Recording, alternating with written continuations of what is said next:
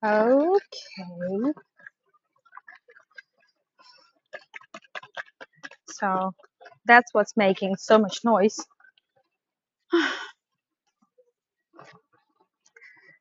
Hey, Catherine. Oh my goodness, thank you so much for finding time to join my lives. Oh,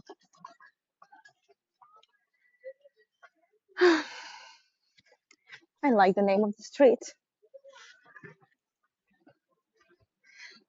So local time is 8 p.m., which means this is exactly the time my third live stream in Neve Tzedek begins.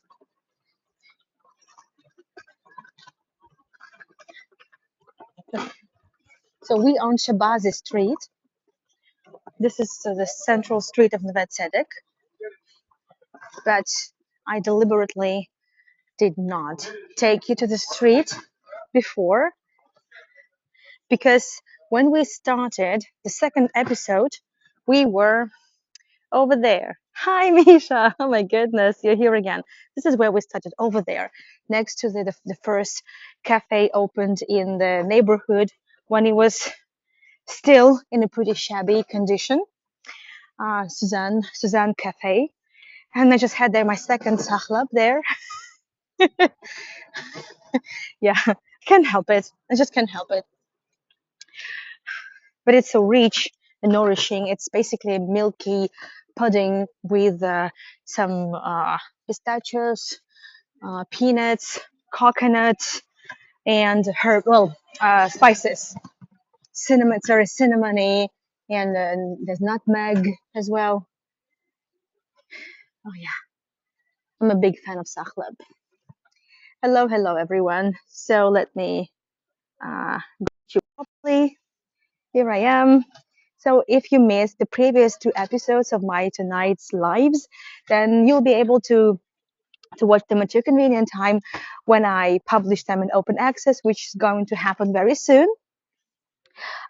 This is the third and the last but one live for me tonight, because let me see, 9:30 p.m. Israeli time. So it's gonna be an hour and a half after this one is over. This is just the most complicated it can get for me. I'm going to be doing one more live stream. Well, it's going to be a tour of St. Petersburg, beautiful Vitebsky train station, the Art Nouveau train station that looks more like a palace than a train station, and I'm excited about it. I love this. I love this site very much. But I also like the area where I am, the Neve Tzedek. So if you missed the previous episodes, you'll catch up with it. But it's good that you're here with us now because you get to see the central street of Neve Tzedek, and also you get to see. Well, we're definitely going to take it to Tel Aviv because technically, if we stick to the timeline, we're not in Tel Aviv. At the time when Neve Tzedek was established, there wasn't any Tel Aviv, but this is the predecessor of Tel Aviv, without which Tel Aviv and maybe even the entire Jewish state would not be possible. Just one of the lovely buildings. Some of them are still being restored. Some of them are, well, almost dilapidating, but most have been taken care of already. Okay, so but let's not waste any more time. We have quite a lot to do. So Neve Tzedek is known as one of the first Jewish neighborhoods outside of Jaffa, which is the oldest area of Tel Aviv, but it was established many centuries ago, somewhat around 3,500 years actually, and then it continued to be a big port city. And exactly to that port, a lot of pilgrims and a lot of also Jewish immigrants, the Alims, would be coming, and many would be settling, and then the city would just basically outgrow itself, and the medieval fortress wall would be taken down, and little by little the city would be spreading, and eventually the Neve Shalom and Neve Tzedek neighborhood will be established at the turn of the 20th century. And Neve Tzedek is now one of the most artsy bohemian neighborhoods with beautiful architecture, the architecture of sort of transitional period between the Ottoman Oriental architecture, such as in this building, such as this building over here. You see, so you see this arched windows. That's definitely a feature of the Ottoman style. But look at the shutters. Look at the shape of the building. That's definitely already a European and definitely, so to speak, modern architecture of the 20th century, and a predecessor of what would be eventually called the uh, the Bauhaus. But that's still a long way to go. And this is exactly the proof why it's a very artsy area. So this is the house of Tamar. It's definitely a house of an artist, and you see all these beautiful creatures, all these beautiful people, dolls. I'm not sure. Uh, they're everywhere. They're looking at you. They're climbing. They are hanging. They're spying at you. That's just a just a beautiful house of an artist.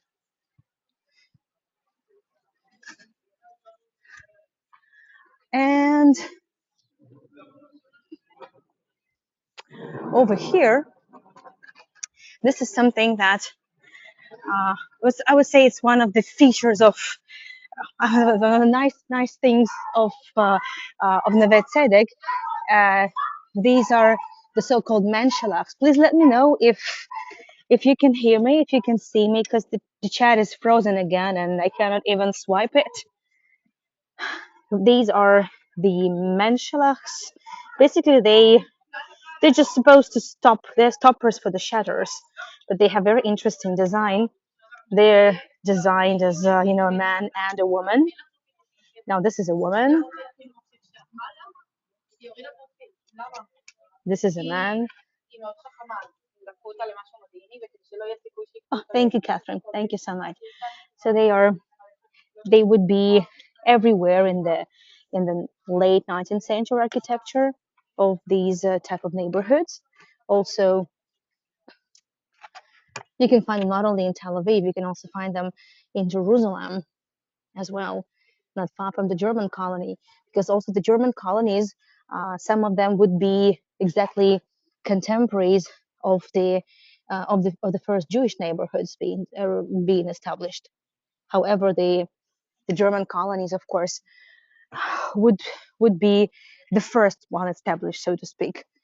They would be a bit more organized, and of course, they had a lot more support because they were Christian organizations, so to speak, Christian initiatives. Yet, still quite uh, still quite different from the mainstream Christianity. So that's the reason why they had to flee Europe.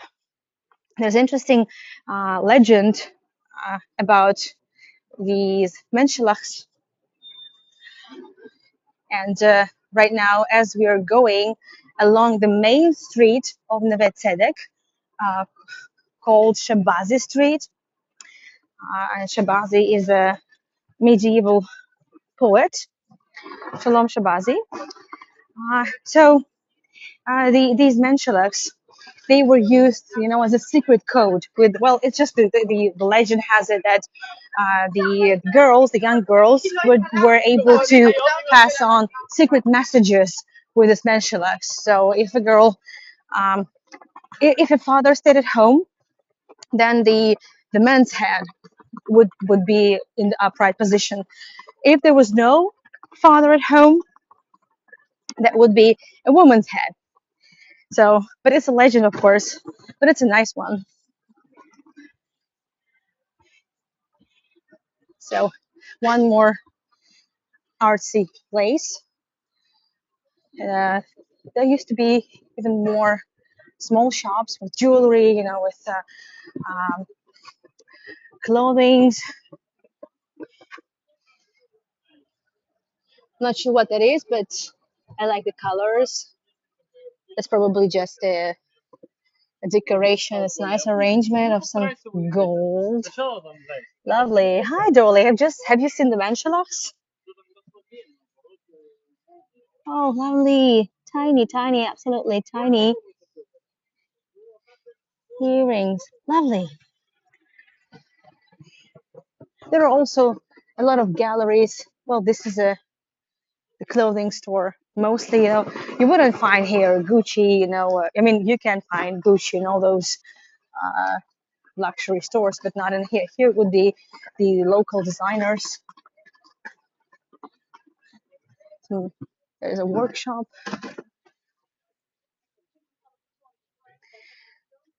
It's is this lady looks like a mosaic, but I'm not sure. It's not not the best light to see exactly the detail, but I like the way it's just this sculpture looks in this dim light.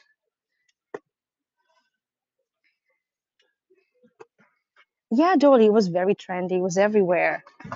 It's lovely. It was very fun. I mean, I love Mansion Lux. They are such a, I don't know, they definitely add to the vibe. They definitely add a twist to the local architecture. And it's really special. Okay, a lot more jewelry.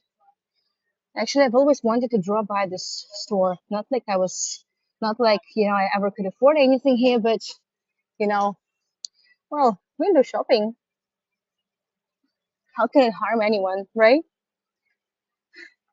Well, it's obviously closed now.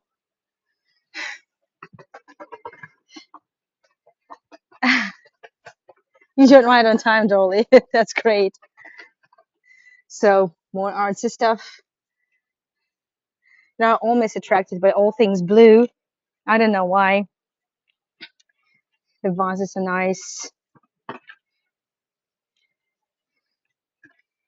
Nice. Of course, of course, you'll see a lot of pomegranates everywhere because they are one of the symbols. It's one of the, well, one of the main fruits, one of the main symbols of Judaism. You'll see pomegranates everywhere. Lovely.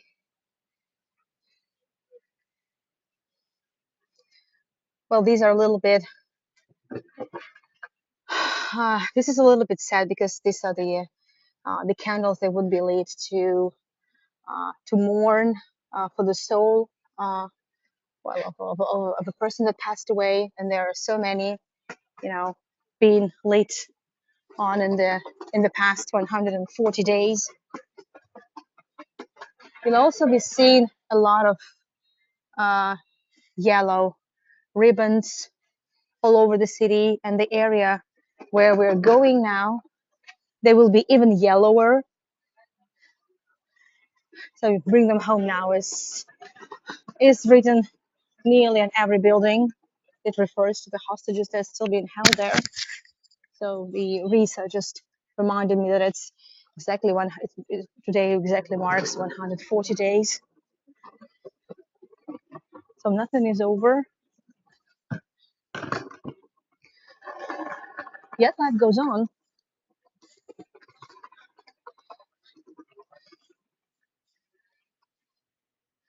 Okay, that I like very much. So this is another workshop, another, well, it's, you can say it's one on one hand is on the one hand it's definitely a souvenir shop, but on the other hand, and it has also a lot of Judaica things, but not only. I love this one very much. So it's just another art gallery, very nice one. Here I've been many times. I just like the vibe in there. I'm not sure. Or this. Okay. Nice. Reminds me a bit of Amsterdam because of the blue and white, of course. Oh, that's nice. I love these. Beautiful creations. Really beautiful. Anyway, so I mentioned the yellow sash, the yellow ribbon. So they are exactly the ribbons that symbolize their remembrance, that symbolize the well, what's been happening in Israel, and they're yellow because of the yellow badge the Jews had to wear at the time of the Second World War during the Holocaust. More Menschelux, Dolly. This is for you. Okay, let's see if I can do that. If it's gonna hold. Oh, almost. I'm not sure if it's. I think it's a bit too blurry still. Can't really focus. Not enough light.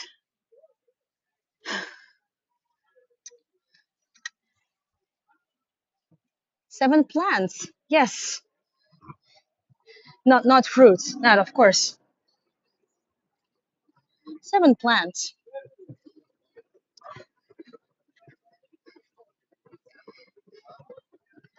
Yes, exactly. One of the 7 species. That's the word I was looking for. The species. Yeah, this is how we would refer to them. So also, hold on. It's a bit fuzzy. Let me see. Okay, so let's move on.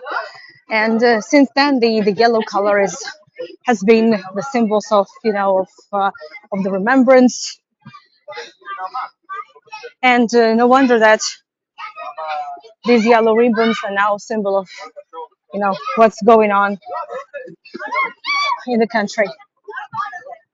You'll see them everywhere. This is exactly where we were on the second episode. Exactly here. This is where we almost where we wrap this up. But we continue. So I mentioned that the Neve Tzedek would eventually if you follow the Neve Tzedek, it would eventually lead us to Tel Aviv,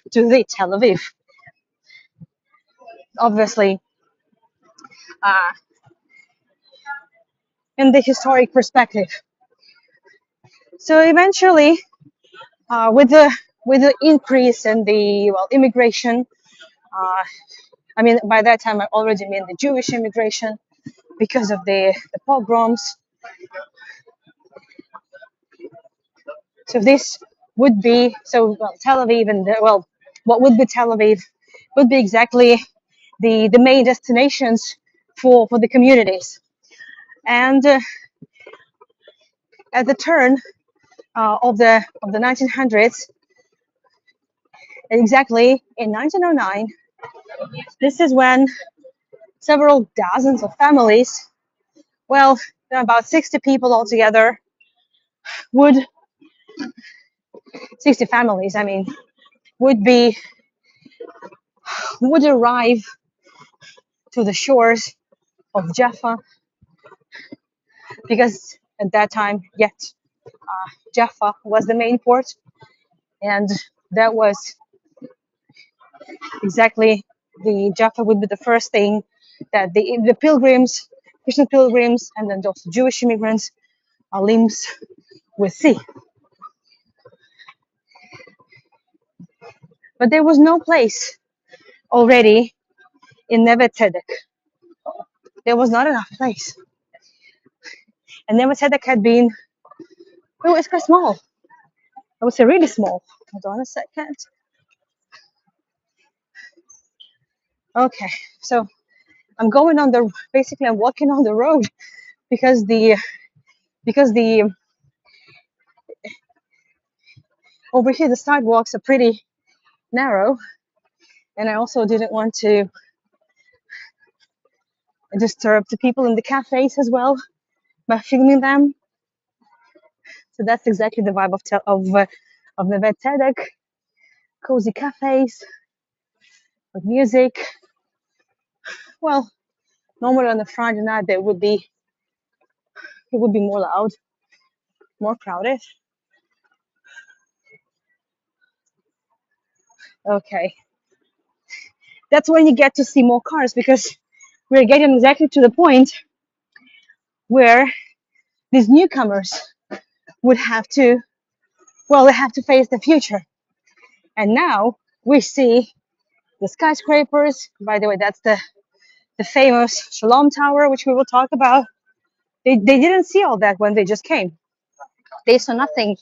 They saw sand dunes. And this would be exactly the border, the end of Neve Tzedek. Neve Tzedek, a place for meat. There's a lot of people there. That's good. Okay, so let me cross. So that's the proper vibe over here. The small houses, the small Neve Tzedek houses. So the Neve Tzedek is all the way there. This would be exactly the border of it. This would be the end of it. And starting from here, sand dunes. This is it. Yes, Dolly, the yellow ribbons. Exactly, that's exactly what I said. And they had to face their future. They had to pluck up their courage and start a new life. Start from scratch. And we will talk about some people who had come a little bit before that, who also contributed a lot to what would eventually stimulate the big wave of that immigration. So many things. So, well, like, it's impossible, to explain, to understand the way how, the chronology, and the intensity of the immigrations, of the waves of aliyot, aliyot, without actually getting into the world history. We will talk about it.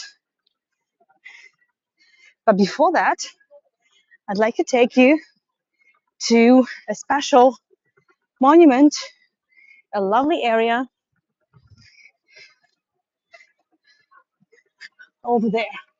Oh, luckily it has lights, because once I was there and there was no lights, and it was a bit of a bummer because my flashlight on the phone wasn't really enough.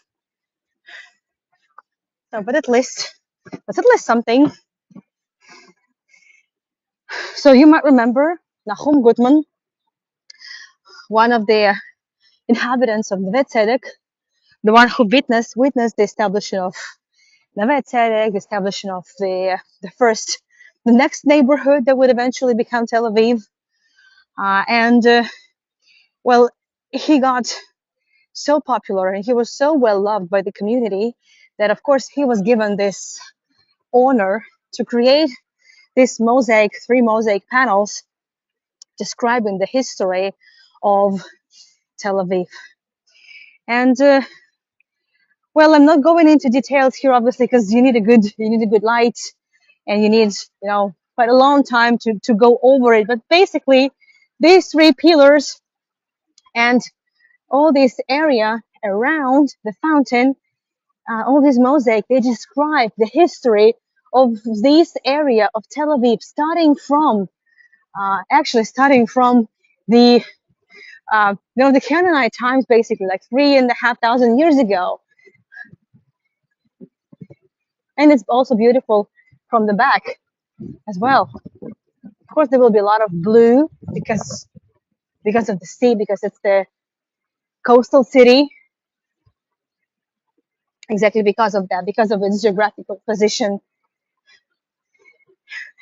The city has experienced so much and has seen so much. And it's not a surprise. It's not a coincidence that this fountain is here. This fountain commemorates the establishment of Tel Aviv. This was a gift to the city for an anniversary. And we're going to trace a little bit the history of Tel Aviv. And this is, well, the modern Tel Aviv. So we've just been to Neve Shalom, Neve Tzedek. Before that, we've seen the Tachana, and we talked about Jaffa. I didn't go there today, but I might tomorrow. Who knows? We'll see how it goes. And as I said, exactly when another wave, I would say big wave of immigrants, Jewish immigrants, arrived already in the early 1900s, there was not space for them in the Tzedek. They needed to build something else. So let's see why and how it started.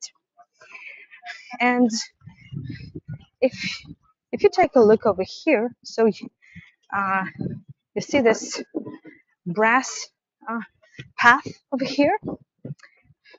It's not only just for the visually impaired visitors, locals, but it's also this pathway marks the so-called Trail of Independence. This is exactly the trail. It's like an itinerary basically for tourists, for locals that you can just take yourself on a self-guided tour. Uh, that exactly tells you the story of independence because exactly with those immigrants of early 1900s, actually, so this would be the kickstart of Tel Aviv. And then Tel Aviv would be exactly the city where the state of Israel would be born as well. But let's go a little bit backwards. So this is a monument to uh, Lieutenant Dreyfus, who was a French Jew. And the Dreyfus case. So he was a setup, basically. Sorry, it's not, it's a, just a second, captain, not the lieutenant, sorry, it's captain, sorry. It was a setup, and he was in court, there was a lawsuit. He clearly was not guilty, but, well, he was publicly humiliated. You see here is so when a military man was accused of and found guilty of a crime, then he would be publicly humiliated by basically cutting the half of a sword, right? That's pretty common, very old tradition, so to speak. And that's what happened to him. But he was not guilty. This was outrageous. So this caused the rage and the wave of uh, aggression among the Jewish society in Europe and even in the Russian Empire. And also, it caused a lot of anger with Theodor Herzl as well. This case of um, this case, Dreyfus case, that's exactly how you can look it up if you want to know more about it. That's what made Theodor Herzl start, well, working on the so-called the program for the establishing of the Jewish state. Later on, exactly Theodor Herzl would give the name to the city. But before we go back to Theodor Herzl, there was something else. There was someone else. Yaakov Weiss.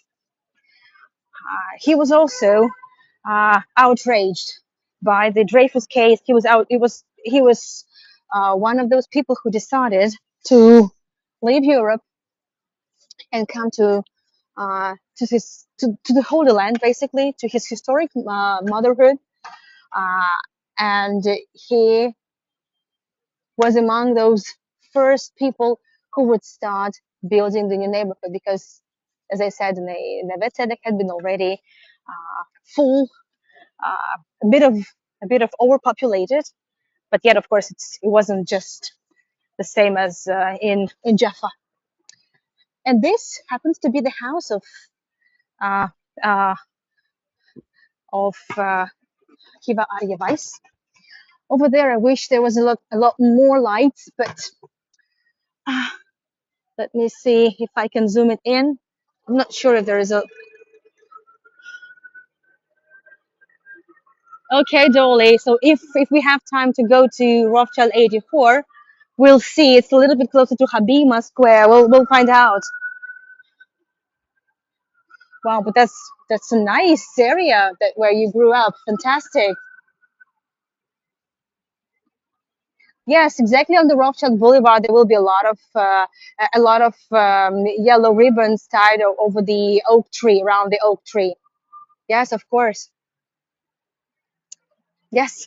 So sorry. So Akiva Ariavais, uh, he built this house for himself, and there on this tiles, it kind of tells you this like it tells you the story. It shows you the construction period, so the construction process. Basically, as I said, this will be the sand dunes, and well, people had to it.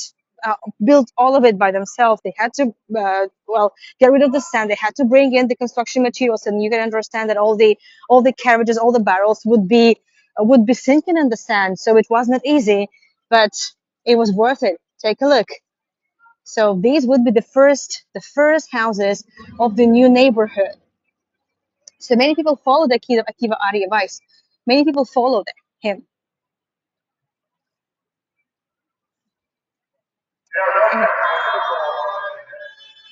and eventually, so those. So that's a little bit too loud. Okay, now I can hear myself. And this street would be named after Theodore Herzl later on. So this is the Herzl Street. Before I take you to the Herzl Street and then to the Rothschild Boulevard, there is also something to look at. Do you remember I mentioned the Herzliya Gymnasium? So that's one of the first schools uh, that would be the education would be done in Hebrew. So originally the Herzliya Gymnasium would be placed here. Of course, that's not the building. Of course not. Later on, uh, already in the, of course, after the War of Independence, after the establishment of the State of Israel, the Herzliya Gymnasium building would be taken down, and exactly here would be the first skyscraper, and for a long time the tallest, the highest skyscraper in the Middle East, the Shalom Tower, would be built, and this will be the symbol of New Tel Aviv. So I couldn't just pass by without really telling you this, showing you this building. Like you can see it from everywhere. You could see it also from Neve Tzedek. You could even see it from Chatachanai, from the sea. So it just made no point really just uh, ignoring it. But there's still a long way to go before the Shalom Tower will be constructed. And we're getting back to the story of those 60 something families who arrived. And in 1909, they had to decide, basically, they had to decide uh, who will get which plot of land to build their houses, to build the new homes, to the place where they would start everything from scratch. And they arranged so-called shell lottery. I wouldn't go into details on like how they marked the shells. They claim some stories, have it that they had like white and black shells. Some say it was different. Some say it wasn't exactly as like honest and transparent as it could be, and some people got clearly better plots of land than the others. But you will see that basically the this early section, this first section of Rothschild Boulevard that we are now entering, uh, it has pretty symmetric, very even layout, and this is exactly where all these families would build themselves new homes. So now let's wait for the green light.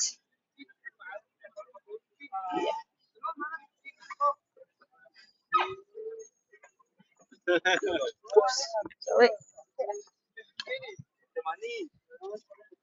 Okay, so here we are. Welcome to the Rothschild Boulevard. It's named after, well, of course, the Rothschild families, the Rothschild family, who have contributed, who contributed a lot, who donated, invested millions, uh, millions and millions and millions into the establishing of Jewish neighborhoods, into the establishing of Tel Aviv, but not only Tel Aviv, many neighborhoods, many Jewish neighborhoods, as you know, um, as I mentioned before, that it wouldn't be just Neve Shalom, just Neve Tzedek.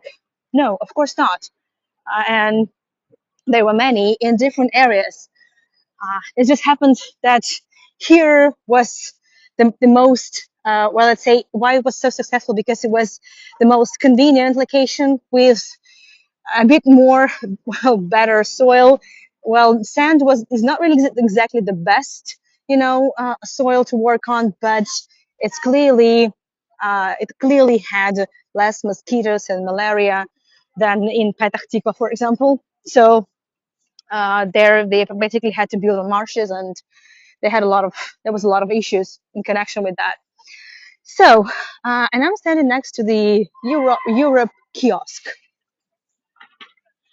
and well, basically, this is the first kiosk in in the area.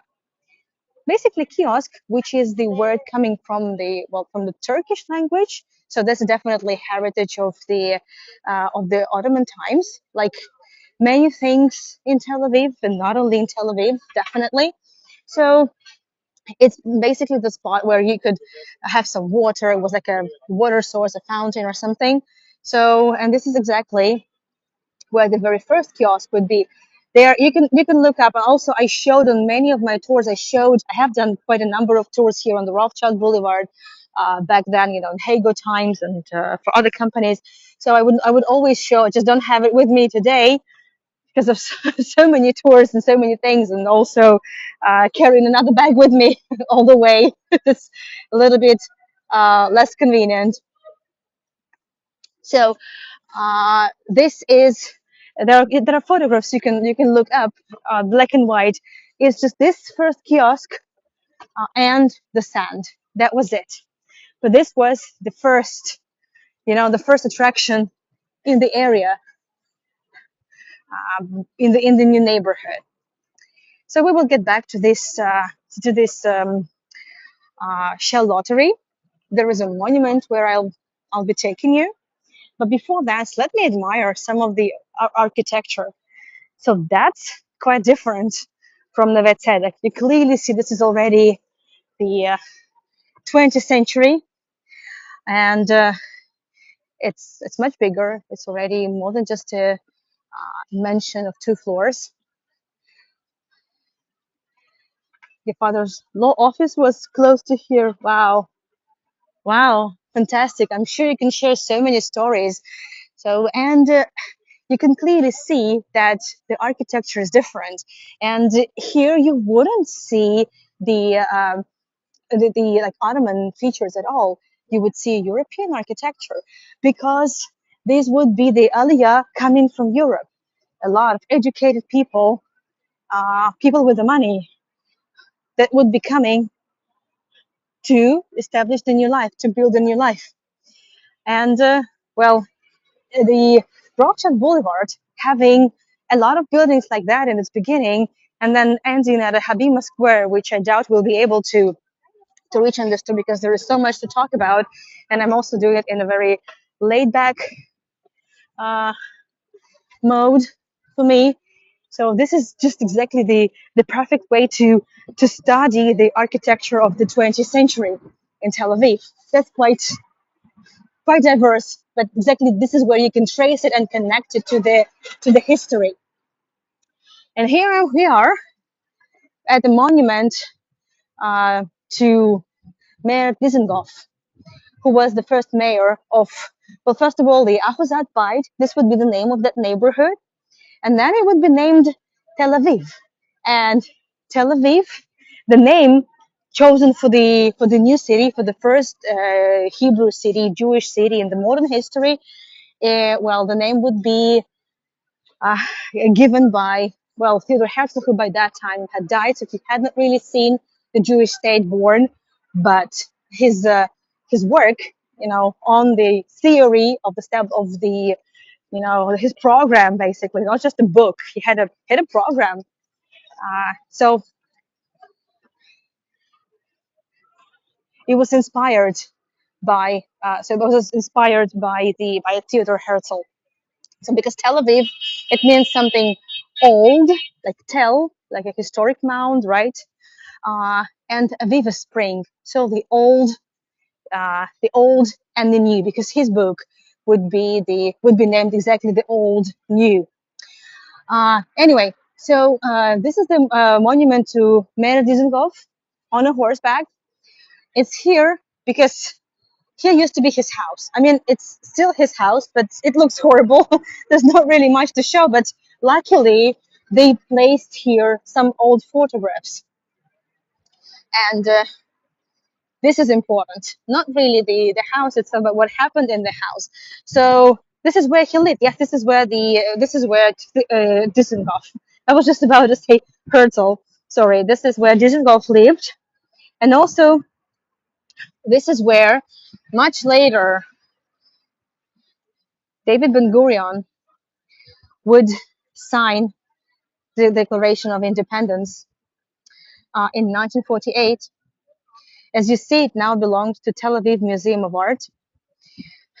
So for many years there used to be a big exhibition, of the on the Declaration of Independence, all the history of Tel Aviv, of the Jewish state.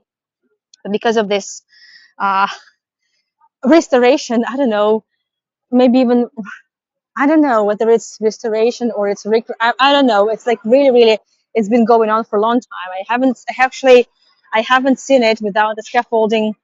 I haven't seen the exact house, so I think it's gonna last for quite some time. So, but exactly here on this boulevard, Mayor Dizengoff would be strolling on a horse and would be overlooking the new city. Okay, I need to cross here. Okay. Exactly. For some reason, exactly on the Rothschild Boulevard, the cyclists would turn into cyclopaths. So I actually try not to cross to that side of the boulevard. For some reason, people get absolutely crazy here. Anyway, so remember I just mentioned the, uh, the Shell lottery. So here is a commemoration of it, of all these 60 families drawing lots, drawing shells. And here in this, we can see it. We see people building the houses, bringing in the sand, uh, loading the sand, unloading it. So this is exactly the commemoration of all these first people and all these first inhabitants of the Ahuzat Bait. Then here in the middle section, there is this gymnasium, the Herzliya gymnasium that will be born from it, because every new neighborhood would need an educational facility. Yeah, exactly, Dolly. The scooters, the cyclopaths.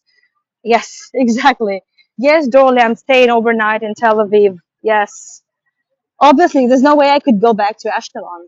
And it's not like I really want to. It's not easy to stay there alone. It's too quiet, right? So one day I complained that it's too loud because of the rockets, and then I say it's too loud.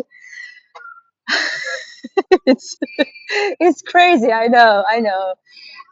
Probably I just need too much. I'm asking for too much. And this is exactly it. So on the spot of Herzliya Gymnasium is now the Shalom Tower. You can actually find the Herzliya Gymnasium, but it's not on its original location. And by the way, the people who once built the Herzliya Gymnasium, they actually were the one who would be involved in the taking down of the gymnasium and building the Shalom Tower. It's it's weird. And then there's something else. So you see this modern architecture. You see this very distinct, just a second, very distinctive Tel Avivian architecture. Like over here, I can come closer. So this is the exact um, lines of the of the international style of the Bauhaus, which I will also briefly talk about. We still have some 15 minutes to go, which is great. So we'll see how far we'll be able to go. And then, okay, so, or like this, for example. So there's a modern architecture next to much smaller, right? Architecture of the early 1900s. Or like this. This looks very much like the house of Akiva Weiss, right? The one who was also outraged by the Dreyfus case and all these, you know, uh, false accusations and persecutions. And then it's interesting that over here there are skyscrapers, which clearly had not been there at that point. So Nahum Gutman, the same artist who did the mosaic work for the uh, for the fountain in the Rothschild Boulevard in the very beginning. That's exactly the moment we left Neve Tzedek. This is where we found ourselves, right? So, well, at the time when and he was creating this panel, a bas relief or something. I'm not even sure. So anyway, this monument, he had not obviously there hadn't been this high-rise buildings that he kind of predicted it.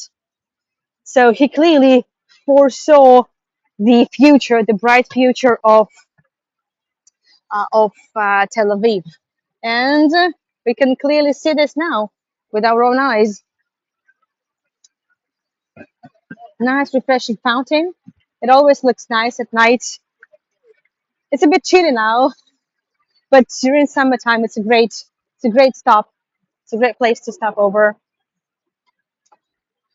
And what I like about the Rothschild Boulevard that it never sleeps. Basically, never sleeps. That's great.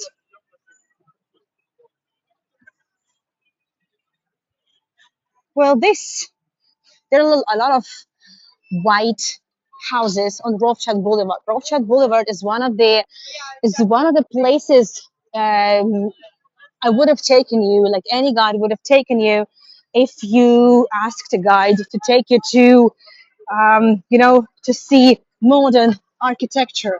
Not like this modern. It's also, of course, it's also modern architecture, but I would say the predecessor of all things modern would be exactly the so to speak the white city of Tel Aviv. Whew, I'm again on the way of scooters. Oh, okay, that was scary. That was really really scary. So what is a white city? So Rothschild Boulevard is a bit tricky because on the one hand you want to talk about the establishment of the Jewish state, but also you just you just cannot but admire these these white Bauhaus buildings or international style buildings. So we'll talk about a bit of this and that, not the beef bit of this and that. Okay, so uh, if if we need to kind of explain what a white city of Tel Aviv is, it's not a an exact area in the city called a white city. It's let's say it's the number of streets with the number of houses. It's not like one area where you can find like one or two streets. It's scattered in the city, so you need to look for it. But the biggest number of it is, of course, here in the Rothschild Boulevard. And basically, this is the Bauhaus buildings, but not exactly. So, what is a Bauhaus building? What is a Bauhaus? This architectural style appeared after the First World War, and it originated in Germany. So it's it would be exactly the time when, like, a lot of values changed, a lot of like focus changed from the beauty of architecture into its function. So it was function oriented, and then the shape and the looks of the building would be determined by its function. That's it. Well, here it's not the White City, obviously. This is the beautiful, eclectic building. It's definitely has a lot of features of Art Nouveau. Clearly, that was that would be, well. I, Actually, honestly, I like it a little bit better than the than the Bauhaus. But of course, it's different, and you cannot really compare also different times. Okay, let me cross before it changes to red again. Another kiosk, by the way, but that's not the oldest one. But that kiosk would give rise to all the other kiosks. And of course, of course, there were also much older kiosks, much older fountains with potable water. Of course. Okay. Well, I nearly passed another building. And by the way, this would be the one of the first hotels built in Ahuzat Bait, and later on Tel Aviv, because uh, not only people wanted to live in beautiful houses and they could afford it, but also they wanted to attract more investment and more rich people to help, build the new city. So they needed to, if they wanted to invite, big donors, investors, they needed to create, the conditions for them, and that's why they needed some luxury hotels, and it would be one of the first ones in the area. So let's move on with the White City. So the White City of Tel Aviv is UNESCO protected area. It's a UNESCO World Heritage Site as of 2014, if I'm not mistaken. So not long ago, but better than nothing. And so eventually, so this is a very short-lived style, because when in 1930s Hitler came to power, the school would be closed. Many architects were really quite free-spirited, like a lot of like liberal-oriented, and also many of them were Jewish. So many of them decided to make Aliyah, and they moved to the Tel Aviv. So they came here with all the knowledge they had, and they had to do something. They had to build something. They had to apply, all the knowledge that they obtained, and they had to build something. And of course, they would build. Sorry. So, sorry. Hold on a second. Hold on a second. I can't see the chat properly. I can't swipe it.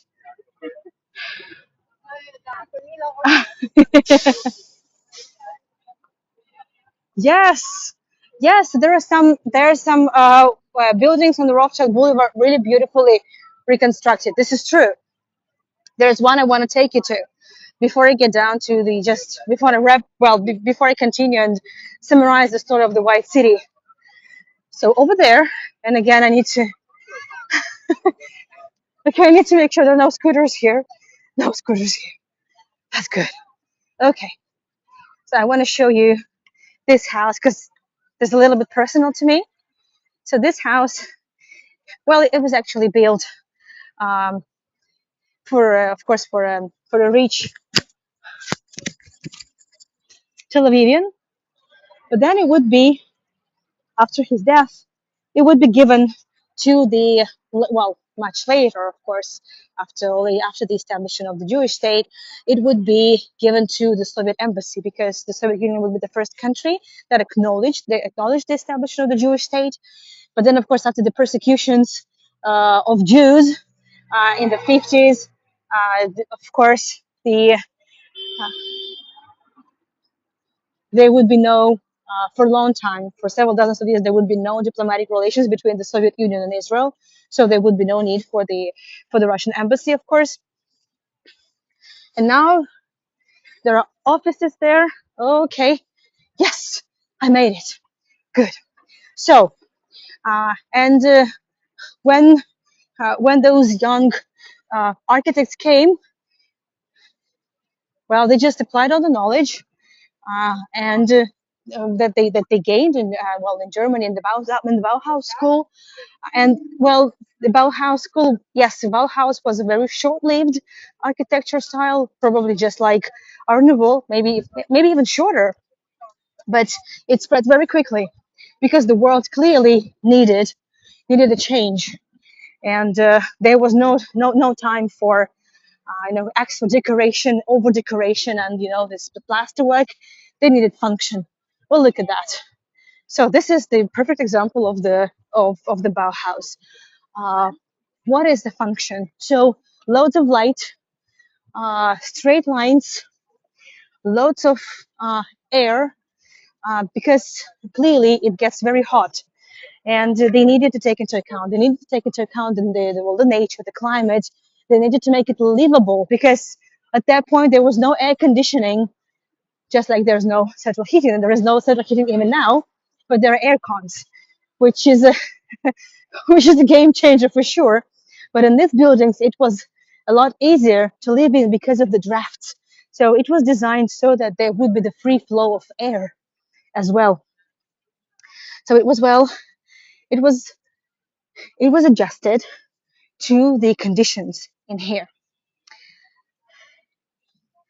And well, Dolly, something is wrong with the chat, and I can't really swipe it. So I swipe it, and then for some reason it goes back to me. I hope you can see everything, but I need to hold my finger on the chat so it would just to see the last few lines, and then it just goes scrolls back. I'm not sure what the reason is, but I hope you can hear me. So we're wrapping up pretty soon, but there's still a little bit we'll be able to see. So why is it also called international style? Because as I said, Bauhaus is one thing, but then why international? There's one more reason for it. Well, first of all, because of obviously with time there would be some more changes. For example, there would be, some buildings in the Bauhaus. Well, some buildings here in the White City would have, pillars. They would be standing on pillars. Not exactly. Well, this is just pillars, and that space would be used also for air conditioning, and it would make it would well it would ensure that the buildings would be a bit less heated during the summer. It's just one of the things, and also international style, because why did it appear after the First World War? Why would it need to be called international? Because after the First World War, people were so tired, exhausted, drained. The economies were drained, so there was also no budget for over decoration. There was just a need for housing, right? And they needed to build houses, the new architecture, the new life, without any nationalism and nationalistic ideas, so not to cause any more conflicts on these grounds. So that's why the houses in the Bauhaus style are built this way, without any distinctive like details particular to this or that culture, this or that city. But surprisingly, exactly this uh, Tel Avivianized Bauhaus made it so clearly Tel Avivian, right? Okay, so I clearly don't want to overrun. There is one more tour I need to conduct tonight. Sorry, it's the tour of the um, Vitebsky train station in St. Petersburg. This tour, let me check the time. It should be 10:30 p.m. Uh, Israel time. Let me see. So it should be around 9 p.m. local time now, which means, hold on, is it? Yes, exactly. Oh, wow, I'm not even overrunning. That's great, perfect timing. So it's gonna be in 1 hour and a half from now, and I need to make sure I reach the place, and I need to make sure I have good internet to conduct the tour. So if you enjoyed this little walk, sorry, Joel, it's just really there are a few more buildings, but I need to turn here because I need to go the other way. If you enjoyed this tour, there is under this video there is a description where you can find links to my PayPal, or Buy Me a Coffee. And if you missed the previous 2 episodes, or if you joined late, thank you, Ronaldine. Yeah, well, clearly, chat wouldn't be much of a use because, well, now I see it now, but clearly I must have missed something. Sorry, the chat was stuck at some point. Better now. So if you missed anything, or just joined a little bit later, the recordings will be available on my YouTube channel, and you'll be able to catch up with it in your convenient time. Thank you, Maria. Thank you so much. So it's Shabbat here, so Shabbat Shalom to everyone, and have a great weekend. I'll see you in St. Petersburg. The link to St. Petersburg tour you can find on my website. The link is also there in the description. Uh, my website is Your.Guide.com. Very simple, as simple as it gets. And oh, by the way, let me show you here. That's just the thing I was talking about. So you see, the ground floor is, well, here is like partially, well, it should be partially, but because they also need an entrance. So it's just redstone pillars, and this wouldn't have been possible in the 1920s. It just would be a little. It would be a little bit later because the new kinds of metal and concrete constructions would be needed for it. So that's just the next step, I would say, the next level. That's what I was talking about. Well, that would be nice to see you, Marilyn. Thank you. And yes, I'll definitely gonna need a lot on Monday. So please keep your fingers crossed for me on Monday. But I hope to be able to schedule at least um, one walk in Tel Aviv while I'll be staying here. I'll keep you in touch. So I'll see you tonight in an hour and a half. Thank you for your support. Thank you for your kind wishes. And I'll see you. Okay. Oh, this looks nice. Oh, Rothschild Boulevard always looks nice. Bye, everyone. Thank you.